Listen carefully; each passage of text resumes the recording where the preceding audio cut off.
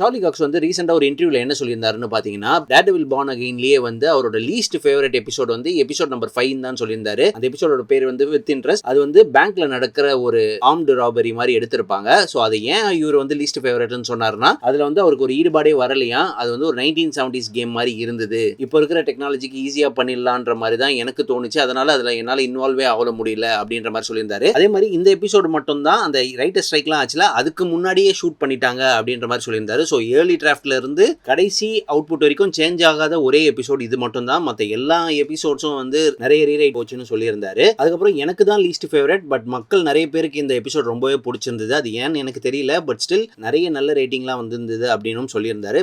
எனக்குமே வந்து பார்த்தீங்கன்னா இந்த எபிசோட் வந்து ரொம்ப பிடிச்சது. ஏன்னா டேர்டெவில் வந்து லிட்டரலி ஒரு சூப்பர் ஹீரோ மாதிரி மக்களை காப்பாற்றின மாதிரி இருந்தது இந்த எபிசோட். ப்ளஸ் அந்த கமலா கானோட அப்பா கிட்ட ஒரு இன்ட்ராக்ட் பண்ணுறதும் ஒரு கிட்டத்தட்ட ஒரு காமிக் ரிலீஃப் மாதிரி இருந்து வச்சுக்கோங்களேன். உங்களுக்கு எப்படி இந்த எபிசோட் கண்டிப்பாக கமெண்ட் செக்ஷனில் சொல்லுங்கள். இந்த மாதிரி டெய்லி வீடியோஸ்க்கு ஃபாலோ பண்ணுங்கள், சப்ஸ்கிரைப் பண்ணுங்கள். பை.